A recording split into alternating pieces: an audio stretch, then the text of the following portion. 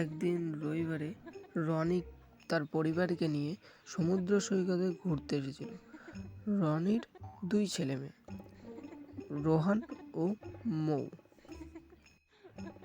রোহান ও মৌ football খেলছিল। Football খেলতে খেলতে ফুটবলটি ঝোপের মধ্যে হারিয়ে যায়। রোহান বলটি ঝোপের মধ্যে খুঁজতে যায়। কে যেন রোহানকে অপহরণ করে নিয়েছে। রনি দেখলো যে রোহান এখনো আসছে না। তখন রনি ও তার বউ আর মেয়েকে নিয়ে খুঁজতে লাগলো।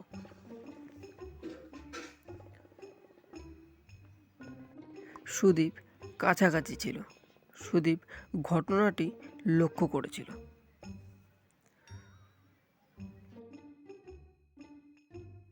সুদীপ রোহনকে অনুসন্ধান শুরু করে দিয়েছে।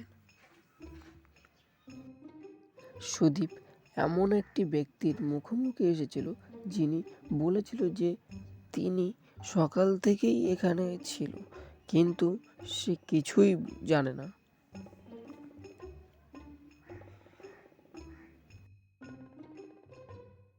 সুদীপ অন্য একজনকে খুঁজে পান।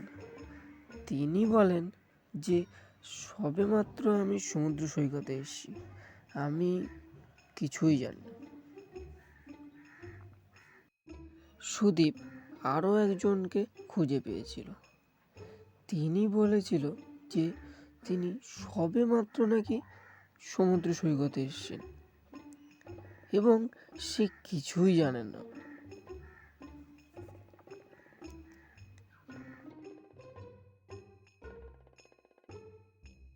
বন্ধুরা, এবার তোমরা বলো এই ছবিটির দিকে তাকিয়ে যে রনির ছেলে রোহানকে কে অপহরণ করেছে?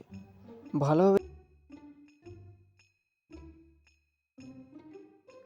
আর অপহরণকারী কে কমেন্টে লিখে জানাও।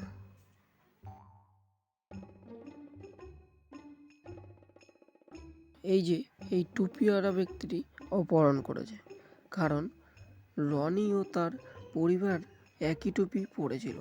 সেই টুপিটি এই লোকটির মাথায়, কারণ এই লোকটি অপহরণকারী। আমার ভিডিও দেখতে লাইক করো, শেয়ার করো।